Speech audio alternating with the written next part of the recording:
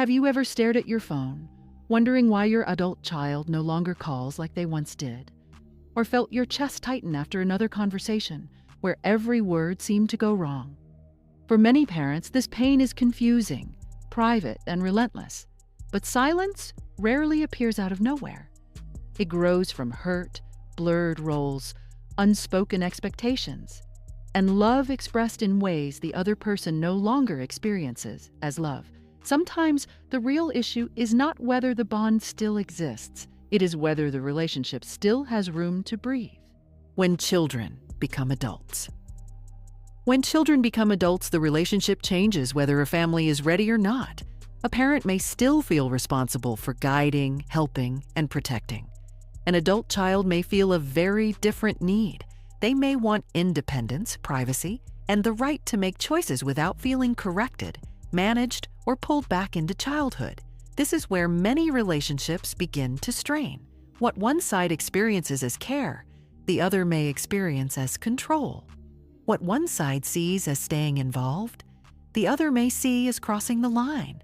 And because both people often believe their intentions are good, the conflict becomes more painful, not less. Families are often shocked by this shift because they assume love should automatically carry them through it. But adulthood changes the terms of closeness. Advice that once felt natural can start to feel intrusive. Concern can start to sound like judgment.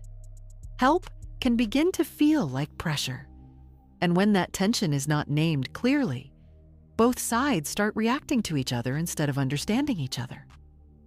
Why boundaries matter. That is why boundaries matter so much. Boundaries are not rejection. They are not proof that love is gone. They are the structure that tells people what is acceptable, what is not, and what happens if those limits are ignored. Without boundaries, resentment grows in silence.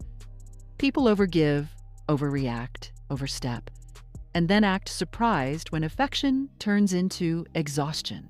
There are different kinds of boundaries. Rigid boundaries keep people far away. Porous boundaries do the opposite, making it hard to say no or separate your emotions from someone else's. Healthy boundaries create balance. They allow closeness without surrendering dignity. They make connections safer because they make expectations clearer. In families, this can mean deciding what topics are open for discussion and which ones are not. It can mean refusing disrespect, refusing guilt-based pressure, or limiting how often conflict is allowed to repeat. Healthy boundaries do not destroy love. They protect it from becoming chaotic, manipulative, or emotionally draining. Supporting versus enabling. This becomes especially important with adult children because parents often confuse love with access. They assume being a parent means having a right to advise, question, step in, or comment. But adulthood changes the terms of the bond. Being needed is no longer the same as being helpful, and being close is no longer the same as being entitled to every detail of another person's life. One of the most damaging patterns in these relationships is the confusion between supporting and enabling. Supporting means helping in a way that strengthens the adult child's ability to function, decide, and recover. Enabling means repeatedly doing for them what they can do for themselves, rescuing them from consequences, financing chaos, or removing responsibility from their lives. Enabling often feels loving in the moment because it eases pain, but over time, it can drain the parent, weaken the child, and fill the relationship with frustration and unspoken anger. The parent feels unappreciated, the child feels controlled, and both sides become trapped in a pattern they call love, even while it quietly damages trust. Why distance builds over time. Another painful truth is that estrangement is usually not caused by one argument, one holiday, one rude comment, or one mistake. More often, it is years of smaller injuries that stacked up without repair. Research shows family estrangement is not rare. Around 27% of American adults are estranged from at least one family member, and roughly 10% are estranged from a parent or an adult child. Fathers appear especially vulnerable to this kind of cutoff. Parents and adult children also tend to tell very different stories about why distance happened. Parents often focus on outside influences, changing values, or a difficult partner. Adult children often describe something else entirely. They speak about criticism, guilt, feeling unseen, emotional harm, or repeated boundary violations that made closeness feel unsafe. Two people can live inside the same relationship and come away with very different versions of what happened. Generational change adds another layer. Older parents may see certain behavior as normal because that is how they were raised. Adult children may view those same behaviors through the language of emotional safety, trauma, and identity. Families are not only fighting about what happened, they are also fighting about what should count as harm. The grief of hearing less. For parents who do not hear from their adult kids enough, the grief can be difficult to name. There may not be a clean ending. Maybe there is a birthday text, then months of silence. Maybe there is contact, but no warmth. Maybe every conversation feels formal, strained, or carefully limited. This is what many experts describe as ambiguous loss, grieving someone who is still alive, while also grieving the relationship you thought you had.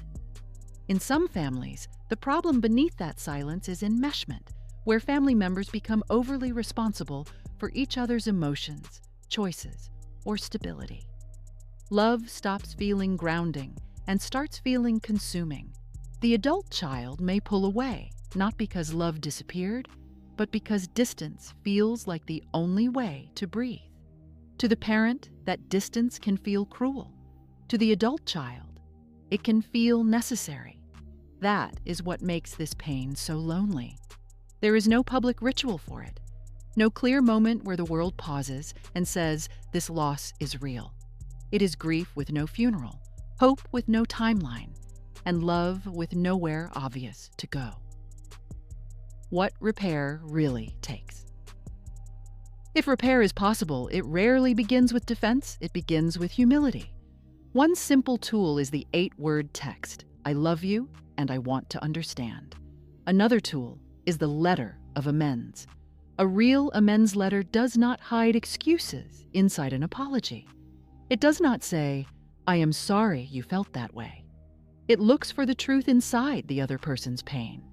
It accepts that distance may have existed for a reason, and it understands that healing cannot be forced on one person's timeline. Still, not every family reconciles. Sometimes healing means radical acceptance. Not approval, but the courage to face reality without letting it destroy you. If you are setting boundaries with your adult kids, guilt does not automatically mean you are wrong.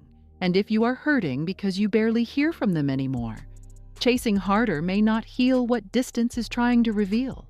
Sometimes a relationship can be rebuilt. Sometimes it can only be redefined. But either way, healing begins when the truth is finally faced. If this message spoke to your heart, share your thoughts in the comments. In our next video, we'll uncover the new retirement scams every senior needs to know about, the warning signs to watch for, and how to protect yourself and your loved ones before it's too late.